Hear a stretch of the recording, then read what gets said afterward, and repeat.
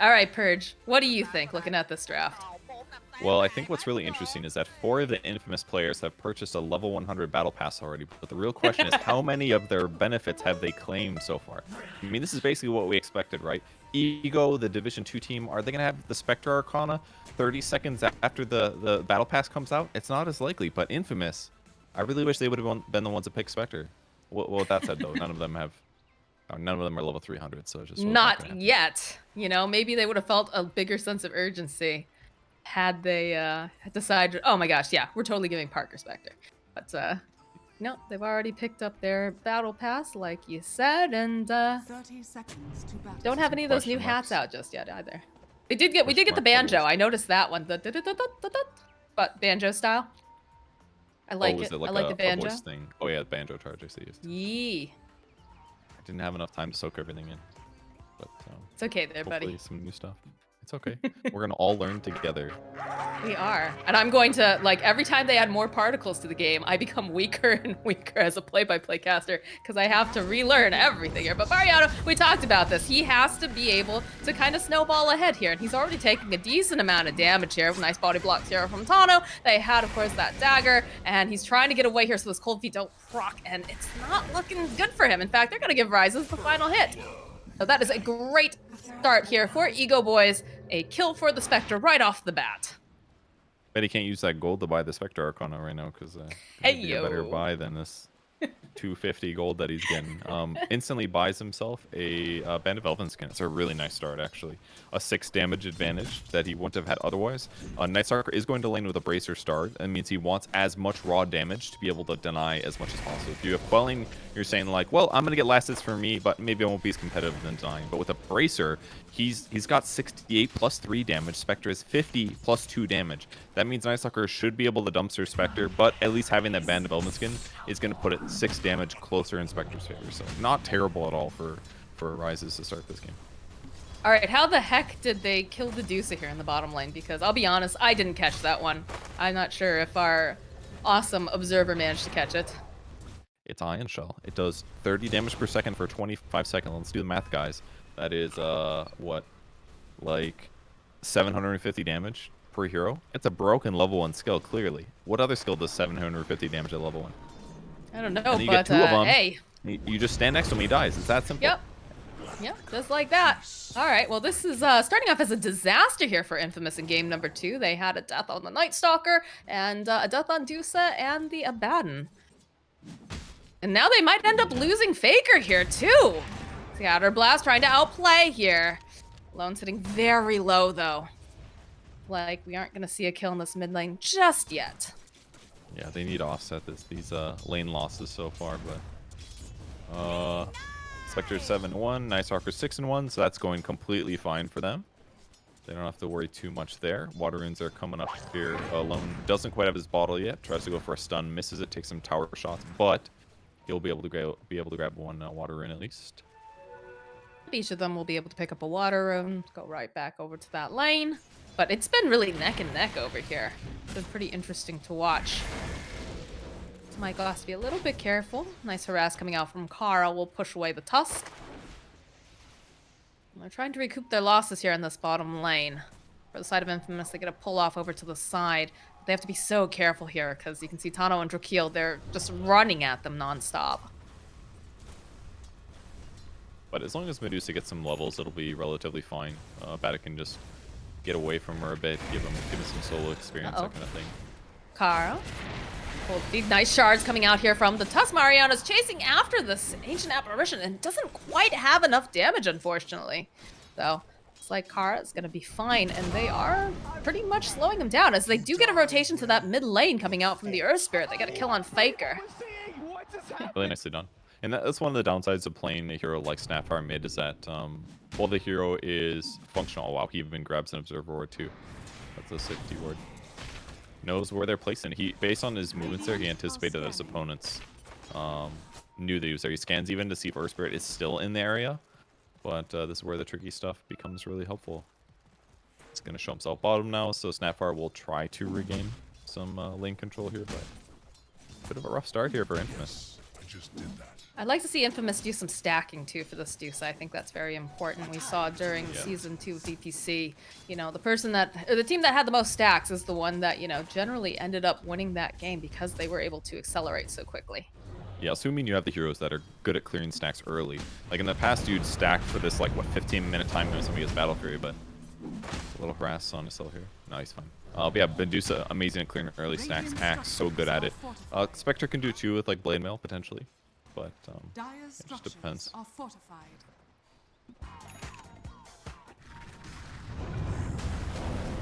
See that Michael trying to do a little bit of creep manipulation here, but Tano finds a kill on Excel. This bottom lane is going great for the side of Ego. In fact, look at this. He's actually going to be able to walk away from the engagement thanks to the Fairy Fire. He's got the boots online. Yo, Tano is owning so hard. He's got more kills right now than he had assists in the entire last game. Like, this is his hero, clearly. It is He just 4 needed kills the right hero. and 1 assist at 4 minutes 40. Like, that was a great punish. Like, the Abaddon came out, threw a Mist Coil at Darkseer to get him low, and then he's like, oh, I'm punishing that. Jumps in there, punches him back, gets some Ion Shell damage, gives Drakeel some space, and even though Medusa is still going to be completely fine in this lane, like she doesn't have to worry about the Ion Shell damage at all. Just gives him a little bit of protection. And Darkseer will just get his items. We'll see what he buys. We are seeing some stacks coming out now over in the Ancients in the Triangle, which is pretty nice for this Dusa. But we do have the nighttime now. Mariano's not quite ready to be running around too much. We'll need a little bit more help. But Michael, of course, is running right up there. Does have the tag team and the shards if necessary. Throws out the shards. Holds rises into place. Has to cut down that tree. Still trapped a bit, but looks like they're not going to hard commit. As over in the mid lane, you can see Tano looking to make this rotation over onto Faker. There is, of course, Excel waiting nearby, so they should realize that they both got backup here with the way that each one's playing. So Tano is just going to make his rotation now up top, throw down a sentry, and quite possibly... No, he's not going to... He's going to wait around for the rune. Okay. He's doing so good. I like where this Radiant Ward is, too, to spot where Earth Spirit's going to want to linger near that small camp. But this sentry he placed earlier to block this small camp ends up protecting him a little bit as well. But yeah, blocking the Ancient stacks is excellent. So far, like, Tusk does not feel like he's done much here. He's going to go in. Roll over onto Michael. Cookie hop forward, though, as Excel is here. So they should be able to finally end the reign of terror of Tano. And Faker will happily get himself that kill. Too bad Michael just got whiplash, I'm sure. Gets punched back, and then Granny shoves a cookie in your pocket, and you just launch your body for it at the same time. Really, yeah, that's how it's supposed to work, right? I guess so. It looked very violent.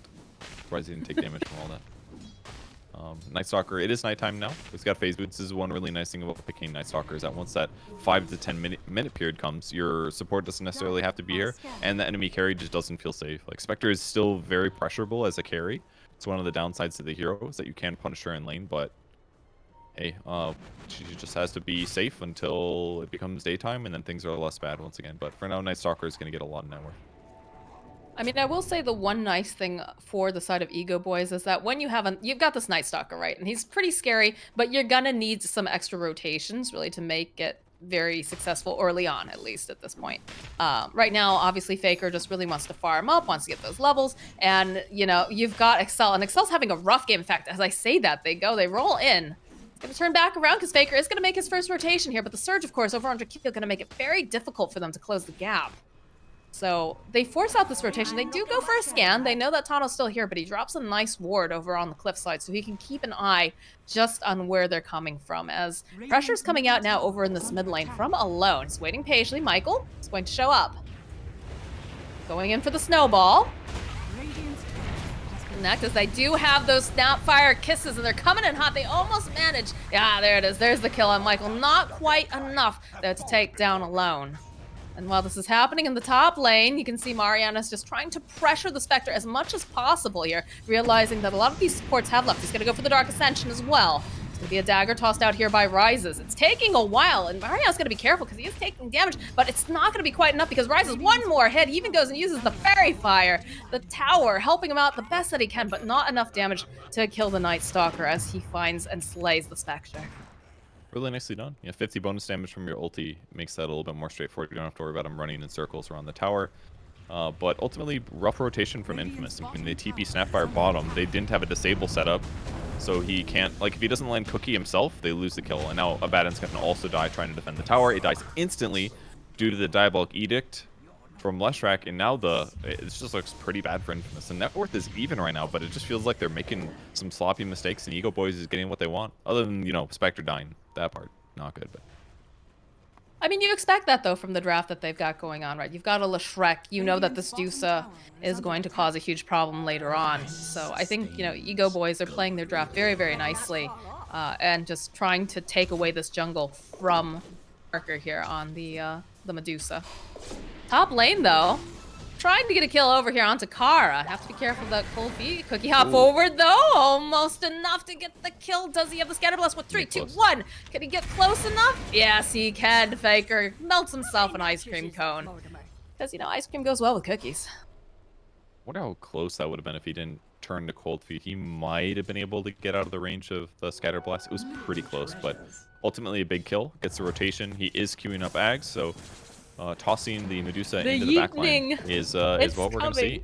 Yeah, I wasn't sure if you were going to be right about that. The way that Thompson played this when he played, he was like the only Snapfire mid that I saw in EU or Western or Eastern Europe. But he would go like Blink Rush, and then that way he could like jump in and instantly do a lot of damage. That was kind of interesting, but they kind of washed out. They didn't do so hot, so I just kind of felt like Snapfire mid was dead. I'm excited to see what he does differently. Tano's going to get held in place with these shards here. Doesn't look like they're going to go for those Snapfire kills this time. Nice cookie hop forward, though, again, coming out from Faker. Enough mana here if he'd like to go and drop those kisses, but he's going to hold on to them a little bit longer as Alone teleports into the mid tower. Go for the pull back here. Sidestep, nicely done here by Faker, but they do manage to go and drop the wall. Jump forward again. Mariano's here. He's looking for a kill. He wants the Spectre. They'll end up losing the Abaddon. The hunt is on, though. They really want Faker, and they have just enough damage to do it. As Mariano is forced back. Roll forward here, coming out from Todd. He's gone perhaps just a little bit too far. Mario turning right back in. Walrus punch comes out. They'll find the kill on Todd. Out for kill now. Forced to run for his life, but that AoE silence, man, it hurts. They're looking to go back in over on the side of EgoBoys. See how fast Alone is just charging in with that surge, but they're gonna back off a little bit, perhaps go back to the tower as the Abaddon has respawned now. No longer nighttime, so it's a little bit less scary for the side of EgoBoys. Michael taking a lot of damage here, goes for the snowball. He's gonna be able to land over onto Drakeel. Big ice blast coming in hot. Does manage to go and clip over onto a couple of these heroes, but Drakeel, he's just stuck around maybe a little bit too long. There's the shards, not quite enough damage. The long range Snapfire kisses, though the silence though coming out as well. They're not gonna be able to go and finish off Drakeel as they'll get the kill again over onto the Abaddon. The tower is taken. Very nice fight here for EgoBoys. EgoBoys are just completely outplaying them. I mean, in the initial fight, the Snapfire did a great job, like, escaping, using the Illusion Rune, forcing extra stones to come out, dodging spells, getting behind the tower, but ultimately the pressure was too much, and the biggest issue is that was Night Stalker using his ulti. I mean, it was like a minute and a half now, but it's daytime for another 60 seconds, so this is a couple of minutes of period here where EgoBoys are going to continue getting their net worth up. They're going Echo Saber on Spectre to have decent right click and mana regen and damage and all that good stuff, but ooh, that was a very obvious ward here. Not a good time rolling in. Guy doesn't even have good day vision. It's like 800 units, but he just happened to luck out and be in the same place. That one feels bad for Tono. Could deny the ward. That's a good thing that players do sometimes. All right, pressure to the top lane. Here's a Sin trying to slow down this push, but they will dive. Oh yeah, absolutely going for a dive. The cookie out forward over on Kara and a big fish punch following up.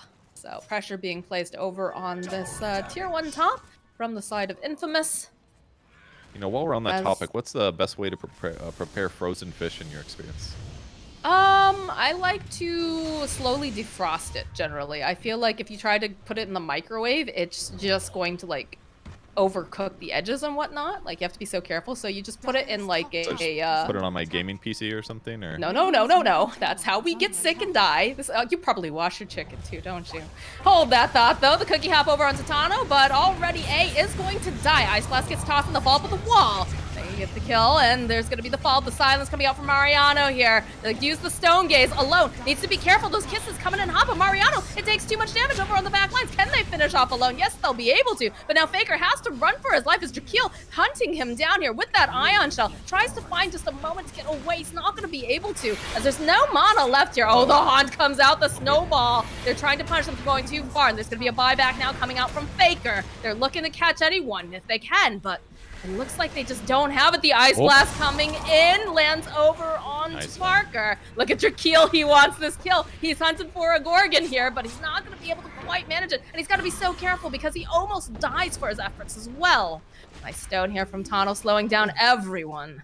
The Ravage, but a slow. Very good stone kick.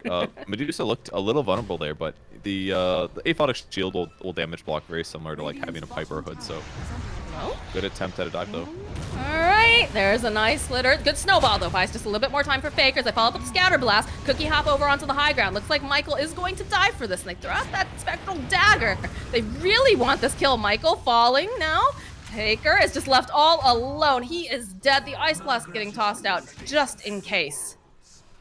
I just can't help but so fast and furious here. They're doing a great job running their opponents down, and it just feels like Snapfire is not really making a huge impact right now. The first item he bought was Boots of Travel. He wanted up his movement speed to help offset the fact that his opponents are fast, and to give him another way to gap close and get disables. But the problem is the disables, or the chase is effective enough from the EgoBoys that like he just gets gone on, and then his skills aren't good anymore. And the other way to utilize the hero is like he needs his allies to initiate, and he just launches in Mortimer's Kisses and does a huge amount of damage to help them out. But like other than Night Stalker and maybe Tusk, no one else is initiating, so it just feels kind of awkward right now. I feel like he's not justifying the mid Snapfire pick just yet. He bought back apparently as well, by the way, so his net worth is not looking healthy. He's the fifth. No. He's fifth from the bottom. Net worth. That was the mid player. And it looks like he's changed his mind, going more towards that build that you talked about earlier, that Topsa did with the Blink Dagger. He had queued up the Aghanims, but they decided that they wanted to change this. So, Deuce, of course, is going for that Ags pickup. Pretty standard stuff, but the towers are falling very rapidly over on the side of Infamous. In fact, Mariano does show up, but not much that he can do. I mean, he's just happy to be here, frankly, because it's easy for him. He's pretty survivable, and big pickup. I don't think the kisses were necessary for that. I didn't see, maybe they were. But I'm just happy they did their combo. Snowball, tag team punch, launch the kisses, get a kill, creates map pressure. It's all good, even if it was the 5. Fine time for Medusa. She's the most farmed hero in the game. That's the thing that's keeping Infamous close in net worth. They're behind by 3K now, but I was surprised that it was even close in those previous fights, and it's basically just because Medusa is such a quick farmer here. I will say that for the most part, Parker has not been contested in terms of like trying to shut down the farm. We have had a lot of attention and a lot of fights. Hold that thought. Faker top lane. That Haystrom was saving it, but they have a Yules. They'll be able to go follow up with the splitter. Then they have just damage to get a kill on Grandma. Grandma a little greedy this game too. A movement speed over health. So Boots of Travel and movement speed talent and a Wind Lace and a Haste Rune. She's like, you guys can't kill me, and then they just hard dispel it with the Yule Scepter. Good luck. You're dead, Granny. That feels like Faker in a nutshell. I feel like whenever I see him, he tends to be very greedy. But pressure on the last tier 1 top. Let's see if they can defend this. They've got a drum on Tusk. This is like one of the few heroes that's really good on. Amplify your team's damage. Great with the Dusa. They'll defend it, and I feel like this tower is very important for them to defend, especially considering the mid one has already been taken by the side of EgoBoys. Yeah. Just because this triangle is so value, right? Yeah, that's true. Triangle, that's a really good point. I was going to say Roshan, but Triangle is arguably just as important just because you have Medusa. If you have a hero that's great at Tricam farming, then yeah, another TP point to cover. It makes it harder for your opponents to retreat after they invade, so it just makes everything feel a lot scarier. Defending that tower is going to be a big deal this game. They want the Spectre. Mariano sweeping around. Silence. So the Snapfire kisses, the follow-up here with the catch, and that should be a dead Spectre. So there we go. There's one of those combos we talked about. before, you know, it's the shards and the snowball punch with the kisses, and it works out very nicely. Really But they nicely do have to be done. careful, because Ego Boys, they're on the prowl. So Looks the like Infamous it's called just their Michael. bluff. It's very common for Spectres to be solo while your team goes to look for a fight. That way Spectre can hunt in. So they just ran right at the Spectre, got the kill really quick, made it work out. Night Stalker going the non-greedy build. He just went phase, bracer wand, got a BKB instantly. That way he doesn't have to worry in the slightest about diving the backline. He just picks the target that's most important to silence. He's going to stand on him. And it's probably going to be A or Leshrac in most of these fights. Lot of pings coming out now over from the side of Infamous and from the side of Ego Boys as they go for a smoke. Know exactly where the Ego Boys are, but of course, they have to be expecting this. No one else is showing on the map. Night Stalker leading the charge of Dark Ascension. He's got his eyes immediately over onto Kara. He's gonna get run into though by Tano. The reverse punch. They should have enough damage to take down Kara. There will be no Ice Blast available this time. Mariano has that BKB popped. He's hunting for this Leshrac. Not gonna be able to quite get his hands on him, but instead we'll turn around, chase after Tano. And again, they're just not being able to lock him down. I'm not sure if they're gonna be able to catch him. Pretty big mistake from Night Stalker. He should have been able to interrupt the rolling or block the boulder, but it's still okay. They get the mid-tier 1 tower. They're re-engaging over on the side of Ego Boys. They have their eyes over here onto Michael. There's going to be the Haunt coming in. Silence over onto Mariano. Snowball buying a little bit more time for Michael as he's going to try to run out. But over on the mid lane, the hunt is on. Rises and Tano trying to find this kill. A getting tossed right back in again. They'll get the kill on Tano. He goes, he pops his ultimate. Ice Blast coming in hot. Should land over on at least 2 of these heroes as the Medusa uses the Stone Gaze. Is going to get used up into the air. And they do have those kisses, but they just don't have the lockdown and control. Alone, though, he is left kind of alone over on the side as he eventually does fall to the Medusa. Can they get anything else out of this is the question. Both teams using pretty much everything in their kit at this point. Yeah, Medusa Ags actually looks pretty strong this game. The Ego Boys lineup is, they don't have an abundance of armor, so stoning them and therefore increasing the physical damage they take feels pretty good, especially in combo with Tusk, who amplifies physical damage and can walrus punch. So if they combo together, they can definitely do a bit more damage than they would expect, and that it really showed there with the Leshrac. A lot of Leshracs have been going like Eternal Shroud, Yule Scepter. I can't remember what his tag is. The mid player for T1. He would even skip Lightning Storm to get a lot of stat levels, trying to tank up and be survivable. But Lesh looked real squishy in that fight, and that's a liability, even though he's been playing well. Big ol' Ice Blast coming in, but they do have the double damage still online for this Medusa. They want to take this fight. They have to be careful, though. Already you can see they're trying to push everyone away. BKB coming out from Mariano now. He's trying to find his opening over here onto Alone as the Yules comes out again over onto this Medusa as well. He's going to be the ultimate popped over on the Abaddon. They just can't seem to find the opening here. As the Medusa, she's taking too much damage. She has no mana left. She should fall here.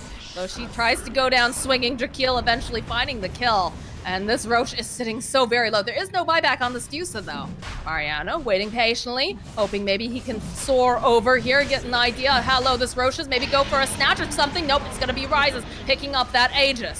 Followed up with a nice Ice Blast as Night Stalker as Toast Michael looks like he's going to be next to fall. And now Excel will go down too.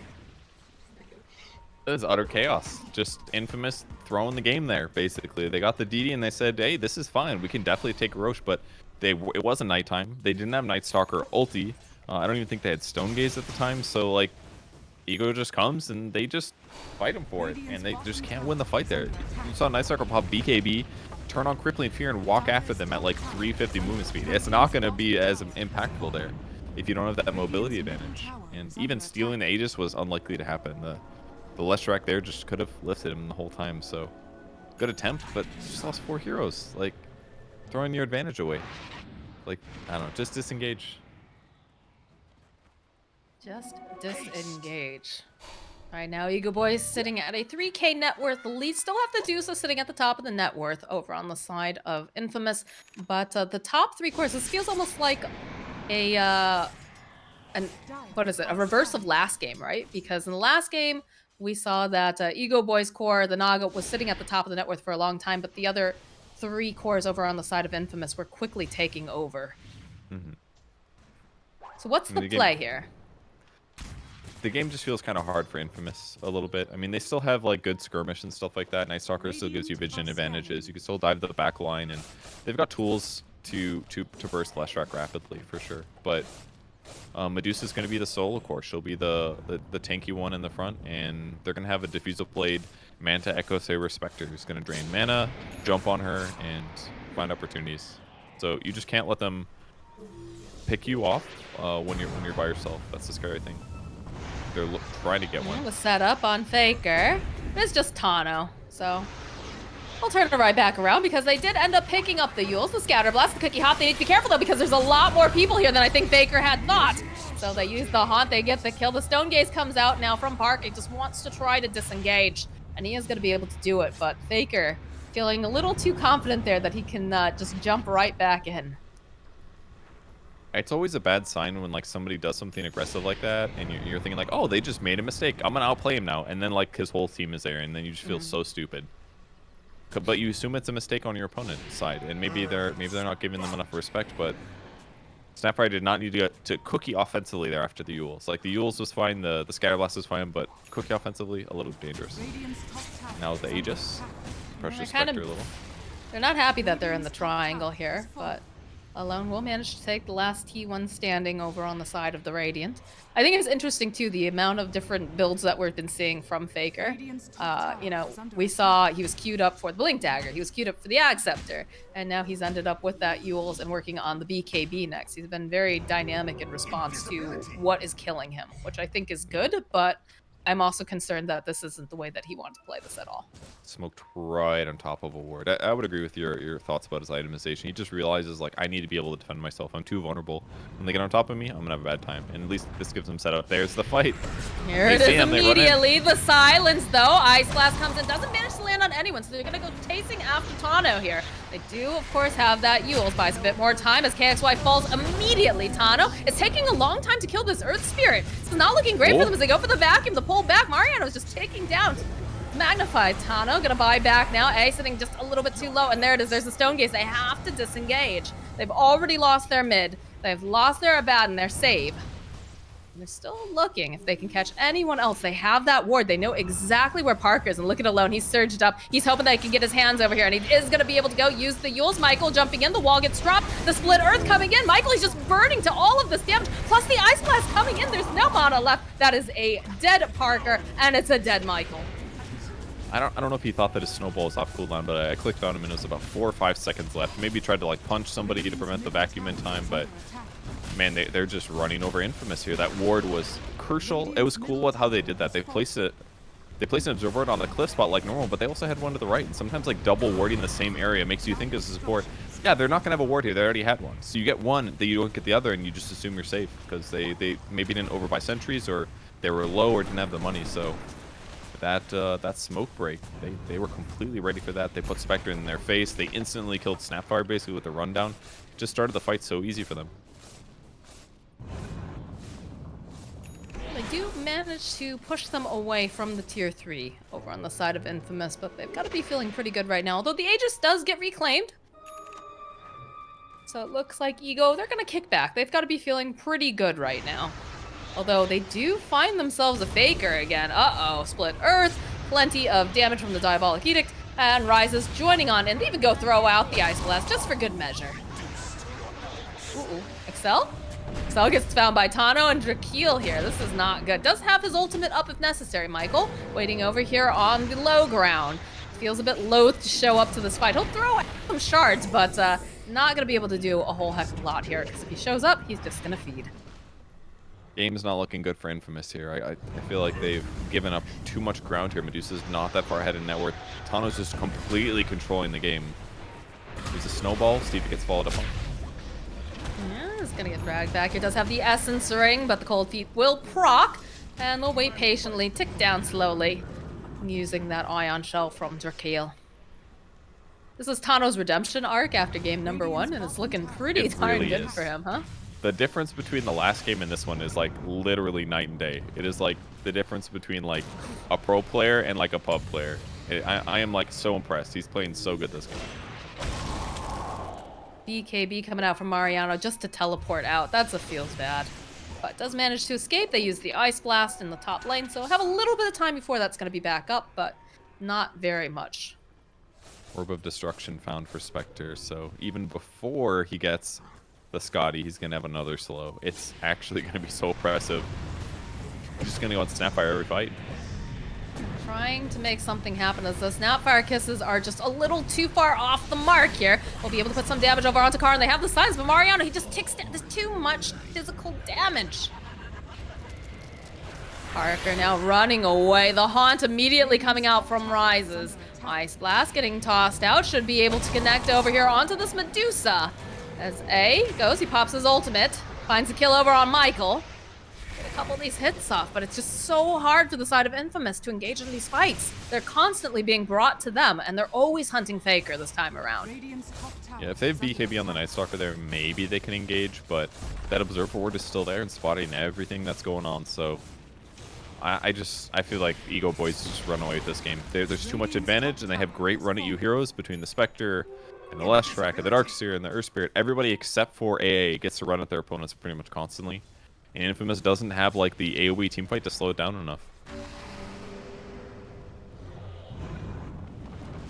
Got that Eternal Shroud up and running over on Alone. Guy has been doing a lot this game here, whereas last game felt like he was having a really difficult time making things happen with his Nature's Prophet. Doing great this time, that's for sure. Gets lots of picks, good KDA. Very tanky right now. Everything's going to be absolutely fine for him. Doesn't have a BKB. That's maybe one thing that would be kind of nice. That way, if like he gets out of position, Night Stalker goes on him, he can defend himself more than just Yules. But you know, his raw stats right now are fine. As long as he plays around allies, he'll be all right. So just keep pressuring, keep getting net worth on Spectre. Spectre's net worth is about the same as what Medusa's is now. So Medusa's net worth advantage from before is completely evaporated. Faker's Courier just got killed with the point booster. He's been working on the Ags. That's going to be some time before he's going to be able to complete it now. Good snipe here coming out from EgoBoys. It's definitely going to cause some problems for Infamous. As if they didn't have problems already. Got it. Yeah, I'm not a believer in Snap Mid. I just don't think it's that good. Like, it can snowball. Like, the abilities on paper are great, but the hero is not very mobile. And if you don't have anyone else to like set up your stun, it can be a bit iffy to get these catches, and you need a lot of net worth to offset those lackings. You need a Blink Dagger or a Boots of Travel, and when you need to solve too many of these problems, you basically need like a Glory perfect game for the hero to feel right in the role in some ways.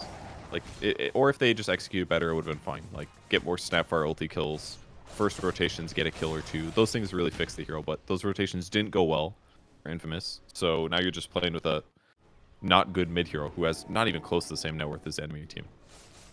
I felt like the laning was all right for the Snapfire. Do you think it was too greedy of a build with picking up those boots of travel? Would you have preferred to see, you know, the Ag Scepter come out earlier, or?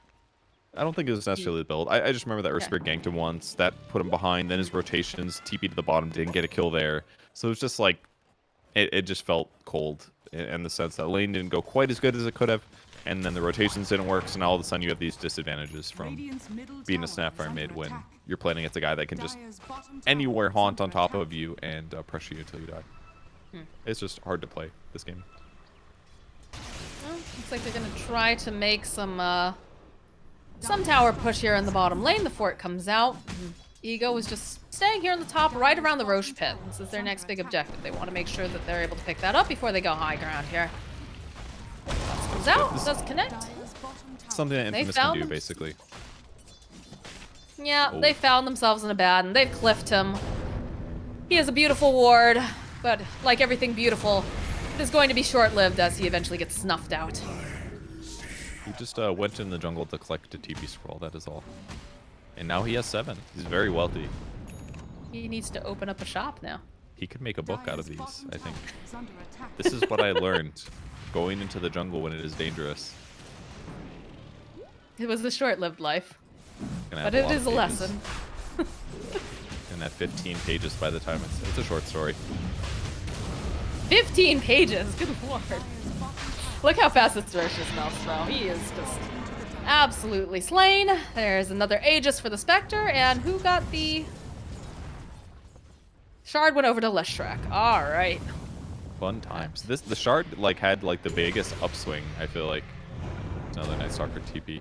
It's just so annoying to have to deal with that Shard. It is, Of but Venn diagrams. it also phased out during the major too. It was like really hot at the start, and then like towards the middle and end, people were getting it later or letting Roche drop, but they weren't buying it necessarily as much. And like the Lesh 4 definitely like fell off the cliff, more or less. But it's, hey, if you're getting it for free, still really good for these kinds of engagements, especially against heroes like Dusa, where outside of her ulti, she's not that mobile, so you should be able to get multiple stuns on her. They almost have a completed Ag Scepter over on Tano. I just want you to know. This guy has been doing the work. Nice. 22 assists, 4 kills. This is the Tano that I think the fans wanted to see in game number 1. Yeah. This will be great. Gives him another survivability, like he can save allies. That will be very solid. Or he can just jump in, catch somebody, and punch them into his team, you know? That's true, too. I'm interested because Faker has completed the Ag Scepter now. And so I'm wondering, I don't think you want to yeet the Medusa into the fight anymore. I think you use it as a save, right? At this point, considering the position they're in. I would say no. Like, yes, you can use it that way, but we're talking a 4,000 gold, 4,200 gold item. You don't just want to use it just to save somebody, typically. You're talking about probably, like, tossing creeps at a good time to deal a bunch of damage and get a stun, or you launch in Night Stalker to the backline. With that said, Night Stalker also has a Blink Dagger, so it's a little redundant. There's, like, some issues with the everything being efficient. You know, maybe it makes sense for Night Stalker to spend that 2,000 gold getting something else, and then he gets gobbled in. But, you know, they haven't hit their timing, didn't quite match up, and Night Stalker ball Blink anyways. Bottom lane, they've been hunting Faker. Immediately the haunt. He's got the spider legs, though. He's going to try to get away. They have the defusal to slow everything. There's going to be the Yules and the split earth. That's a dead Faker. He's not even going to get to show off that Ag Scepter. As they follow up, they get the kill over on Abaddon. And now they're looking to get themselves a Medusa here. The Stone Gaze does come out, but she's got to fight herself here. That wall getting dropped right on top of her, and that Scotty slow feels pretty bad now, as they do have themselves that illusion. Pressure's on over on the buildings. Mariana just cannot seem to find the opening to get in there. And it feels like their initiation is just a bit lacking now. They just continue to go take down buildings. No Snapfire for 40 seconds, and the Abaddon's not going to be up for another 18. It's like they're going to go for the other tower. I don't know how they stop this. I think that's what Infamous is asking themselves, too. You know, they just keep throwing out the snakes. They're trying to use the Mystic Snake that comes out as well. And I mean, they're doing a decent amount with chipping away, but it's just taking so long that they're not able to push them out. Okay, they're going to try to make something happen over here on Rises. He does have an Aegis, though. That's going to be really, really careful. Snowball right over to the creep over on the side. Mariano, he's not sure here. He went forward. He thought about jumping in, but immediately turns around. So the damage has been dealt. They managed to take the tower in Rack's bottom and half the Racks and the tower in the mid lane. Yep, and they still got the Aegis too for now, until it disappears. But yeah, double Racks at this point is great. They can counter push well on the Infamous side, but it just feels like the EgoBoys are ready to collapse everything. There's not much more they can do. Yeah, they're gonna go for a 5-man smoke. Running into darkness. There's Running into Yeet, though. There's the yeeting I was looking for. They immediately jump on Dracul. They're able to just blow him up this time around. Alone, caught over here on the side. It's going to be the Yules. Mariano doesn't have that AoE silence anymore. The buyback coming out now. It's like A is going to fall. And now this Dusa is trying to fight here with Rises. Does have the cookie, does have the grandma over on the back lines, but they still manage to take down Michael. And they're doing everything they can to take down Rises, but it's not looking like it's going to be enough. As Parker, he falls. Faker now running for his life. Mariano already falling from Jaquil. All the Yules coming into play here. They're just trying to burst them down. They're able to do it. The Dusa buys back, but this is starting to look like this game is not going to go in favor of Infamous. It kind of looked good that the Medusa ulti did stun the two heroes after they killed the Darkseer, but unfortunately Cold Feet set in at the same time, so they lost some crucial right-click time, and then Spectre just stood there and slapped Dusa, and there was not much she could do. I mean, they have their own Dusa now here, too. Yeah. Double buyback now. Snapfire and Night Stalker getting to the fight. Alone has been such a thorn in their side, and they have not been able to jump onto the backlines and burst him down fast enough. They're going to respect the buybacks, though. They're backing off over on the side of Ego. The Aegis does indeed get reclaimed. Yep. Didn't want to chance it there. I mean, they're so far ahead.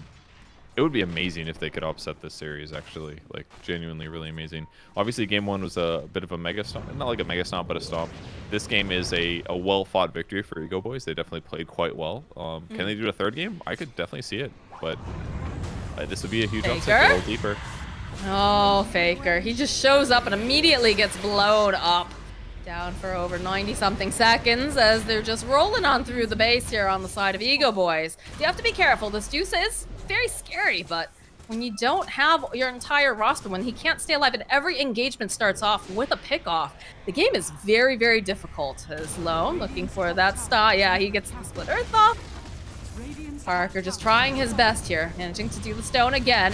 Front stern school, they try to do a wraparound. They've got the snowball, but they go and they drop the wall. Michael just evaporates here as he is going to fight back. Stone Gaze coming out now from Dusa, trying to do as much damage as possible as Mariano does fall. He does not have that buyback here. It's a nice ice blast over here. It's Dusa against the world. Parker, he's trying, but he's going to get bashed. Everything. The GG gets called. EgoBoys will take game number 2. They play this game so well, with the exception of like a couple deaths that weren't even like mistakes. They just